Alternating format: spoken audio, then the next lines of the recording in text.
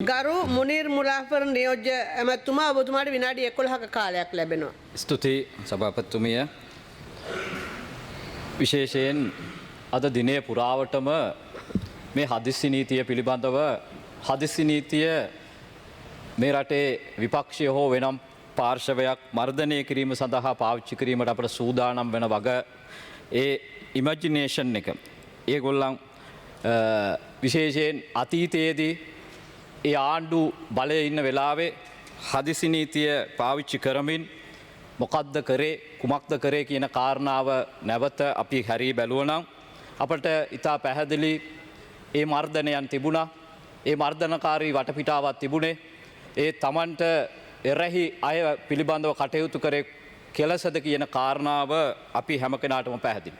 එනිසා මම හිතන්නේ උදේ වරුවෙත් අගමැතිතුමියත් ඉතා පැහැදිලිව සඳහන් කරපු කාරණාව තමයි පැහැදිලිව අපට වුවමනා වෙලා තිබුණේ මේ හදිසි නීතිය හරහා දිත්වා සුලිකුණාටු තත්ත්වය රටේ ඇතිවෙච්ච තත්ත්වය නැවත යථා තත්ත්වයට පත් කිරීම සඳහා අවශ්‍ය පියවර.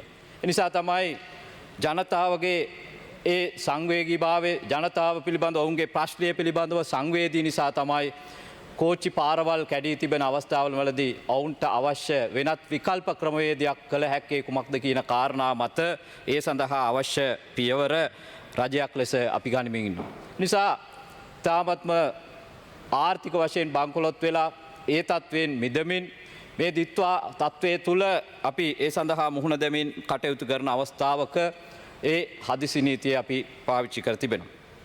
இந்த சந்தர்ப்பத்திலே நான் நினைக்கின்றேன் அரசியல் பேதங்களை மறந்து அரசியல் லாபங்களை தேடுவதற்கான சந்தர்ப்பம் அல்ல இந்த இப்போது இருக்கின்ற சந்தர்ப்பம். சர்வதேச ரீதியாகவும் பூகோள அரசியலை நோக்கின்ற போதும் உலகத்தில் ஒரு போர் மேகம் மூண்டுள்ள நிலை காணப்படுகின்றது. எனவே நான் நினைக்கின்றேன் இந்த நாட்டின் பற்றுள்ள ஒருவராக இந்த நாட்டின் மீது அக்கறை உள்ள ஒருவராக இருந்தால் கண்டிப்பாக விமர்சனங்களை தாண்டி எவ்வாறு இன்று உலகில் ஏற்பட்டுள்ள இந்த போர் சூழ்நிலையில் நாட்டை ஒன்றுபடுத்தி பலமாக அந்த சூழ்நிலைக்கு முகம் கூடக்கூடிய திட்டங்களை வகுத்து நாம் அந்த யுத்த சூழ்நிலைக்குள் தள்ளப்படாது அந்த யுத்தம் மிக விரைவாக முடிவடைய வேண்டும் என்று எதிர்பார்ப்போடு செயற்பட வேண்டிய ஒரு கட்டத்திலே நாங்கள் இருக்கின்றோம். எனவே இந்த சந்தர்ப்பத்திலே நான் நன்றியை தெரிவித்துக் கொள்கின்றேன் ஜனாதிபதி அவர்களுக்கு.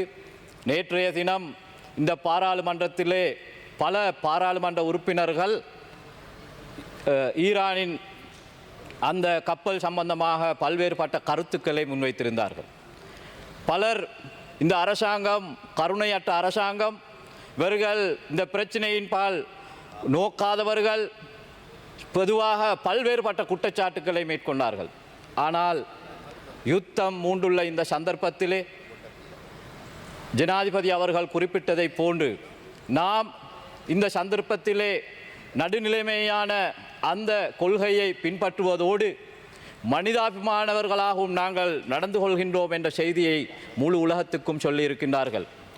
இந்த நாடு உலகத்திலே அறியப்பட்டது எவ்வாறு?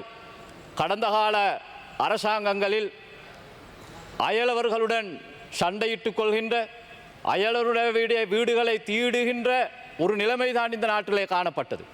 கடந்த கால ஆட்சியாளர்கள் இந்த நாட்டில் ஆட்சியை மேற்கொள்கின்ற போது எமக்கு பல்வேறுபட்ட சம்பவங்களை குறிப்பிடலாம். 1983 அந்த ஜூலி கலவரம், திகன, இவ்வாறு அதே போன்று அலுத்கம பல்வேறுபட்ட அந்த நிகழ்ச்சி நிரல்கள், அந்த நிகழ்ச்சிகள் உலகுக்கு சொல்கின்ற விடயம் என்ன? நாட்டில் தன்னோடு இருக்கின்றவர்களோடு கூட அமைதியாக நெருக்கமாக ஒற்றுமையாக செயற்படாதவர்கள் என்ற அந்த செய்திதான் உலகத்துக்கு சென்றது. ஆனால் நேற்றைய தினம் ஜனாதிபதி அவர்கள் மேற்கொண்ட அந்த துணிச்சலான, மிகவும் உண்மையிலே அந்த துணிச்சலான நடவடிக்கை காரணமாக இன்று உலகமே பாராட்டுகின்ற ஒரு நிலைக்கு காணப்படுகிறது. உண்மையில் இக்கட்டான சூழ்நிலையிலும் கூட நாங்கள் மனிதாபிமானத்தை மதிக்கின்றவர்கள், மனித நேயத்தை மதிக்கின்றவர்கள். எனவே அந்த வகையில் நாங்கள் அதற்காக செய்யப்படுகின்ற ஒரு அரசாங்கம் என்ற செய்தியை உலகுக்கு சொல்லி இருக்கிறது. நேற்று ஒரு சில பாராளுமன்ற முஸ்லிம் பாராளுமன்ற உறுப்பினர்கள் இந்த சம்பவத்தை வைத்து ஆளும் கட்சியில் இருக்கின்ற பாராளுமன்றர்கள் நீங்கள் கதைக்காவிட்டால் அமைதியாக இருங்கள், நாங்கள் இது சம்பந்தமாக கதைக்கின்றோம் என்று கூறியிருந்தார்கள். இவர்கள் சிலபோது மறந்திருக்கலாம், இந்த நாட்டில் எமது சமூகத்தை ஒட்டி கடந்த அரசாங்கத்தின் போது மேற்கொள்ளப்பட்ட மிக ஈனத்தனமான ஒரு செயல்தான் நாங்கள் அனைவரும் அறிந்த விடயம் கொரோனாவின் போது மேற்கொள்ளப்பட்ட நடவடிக்கைகள். அந்த சந்தர்ப்பத்தில் அரசாங்க தரப்பில் இருக்கவும் இல்லை, எதிர்த்தரப்பில் இருந்து கொண்டு அந்த ஈனச் செயல்களை செய்கின்றவர்களை பலப்படுத்திய அந்த கட்சிகளைச் சேர்ந்தவர்கள் இன்று இந்த அரசாங்கத்தின் நிலைப்பாட்டை பற்றி கேள்வி எழுப்புகின்ற நிலைக்கு தள்ளி இருக்கின்றார்கள். எனவே ஒரு விடயத்தை மிக தெளிவாக சொல்லிக்கொள்ள விரும்புகின்றோம். இன்று இந்த கட்டத்திலே நடைபெற்ற, குறிப்பாக நான் இந்த சந்தர்ப்பத்திலே எனது மனமார்ந்த நன்றியை நான் தெரிவித்துக் கொள்கிறேன். குறிப்பாக காலி பிரதேசத்திலே கராபிட்டிய வைத்தியசாலையிலே அந்த படைவீரர்களை கொண்டு வந்த போது அனைவரும், இந்த நாட்டில் உள்ள அனைவரும் ஒன்றாக இணைந்து அவர்களுக்கு ஒத்துழைக்கின்ற ஒரு செயற்பாட்டை மேற்கொண்டார்.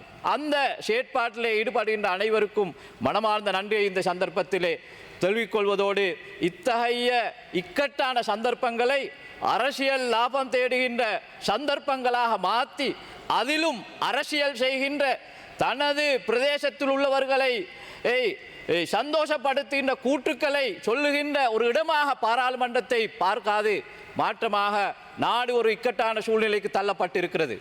10 லட்சத்துக்கும் அதிகமான எமது நாட்டைச் சேர்ந்தவர்கள் தொழில் புரிகின்ற மத்திய கிழக்கு பிரதேசம் இன்று ஆபத்தான ஒரு சூழ்நிலையிலே இருக்கிறது.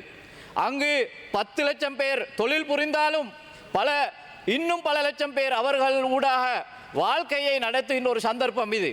எனவே இந்த சந்தர்ப்பத்தில் இந்த போர் முயில் அகண்டு சமாதானம் ஏற்பட வேண்டும் என்பதுதான் எல்லோருடைய எதிர்பார்ப்பாகவும் இருக்கிறது.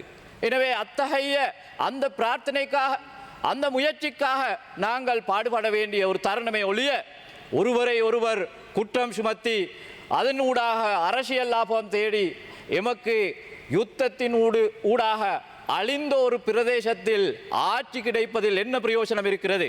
எனவே அந்த வகையில் நான் நினைக்கின்றேன், நாம் மிக பொறுப்பாக செயற்பட வேண்டிய ஒரு கட்டத்தில் இருக்கின்றோம்.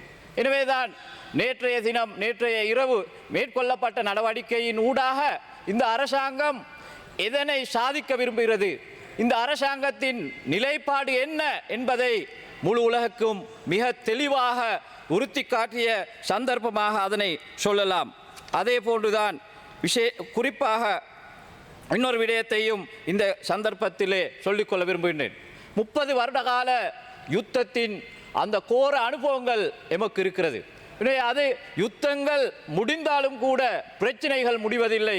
எனவே தற்போது ஏற்பட்டுள்ள இந்த யுத்தம் சம்பந்தமாக, அரசாங்கம் சம்பந்தமான அரசாங்கத்தின் நிலைப்பாடு சம்பந்தமாக பலர் கேள்வி எழுப்பியிருந்தார்கள்.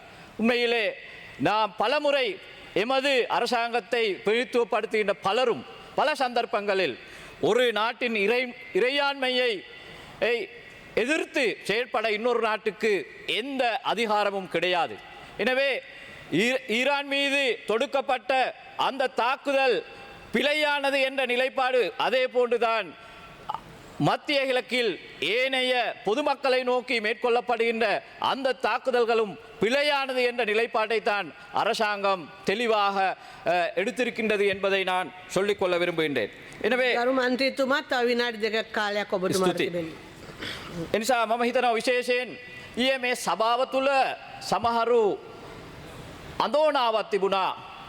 මේ ඇතිවී තිබෙන තත්ත්වයන් තුළ මේ රටේ විශාල මුස්ලිම් ජනතාවක් ඉන්නවා, ආණ්ඩුවට වක්කීමක් තිබෙනවලු ඒ පිළිබඳව ඇතිවෙච්ච යුද්ධමය තත්ත්වය පිළිබඳව සහ අපේ ස්ථාවරය පැහැදිලි කරන්න.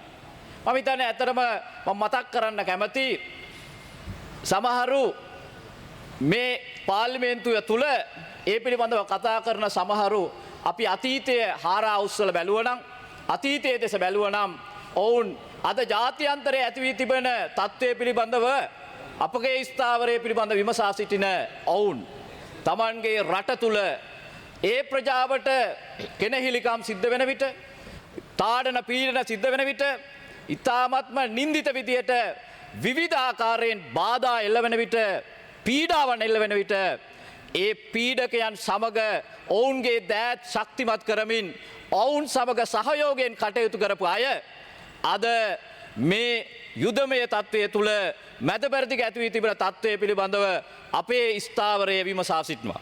මම හිතන්නේ හරි පැහැදිලි ශ්‍රී ලාංකිකයන් ලෙස අපි හැම කෙනාම අපි සදාකාලිකව සාමය සංහිඳියාව පතන අය. සාමය සංහිඳියාව පතන අය ඒ වෙනුවෙන් කටයුතු කරන අය. ඒක ඊයේ රාත්‍රී අපි ඔප්පු කරලා පෙන්වා තිබුණා. අපි මධ්‍යස්ථයි ඒ මධ්‍යස්ථ වගේම අපි මානුෂීයයි කියන එක.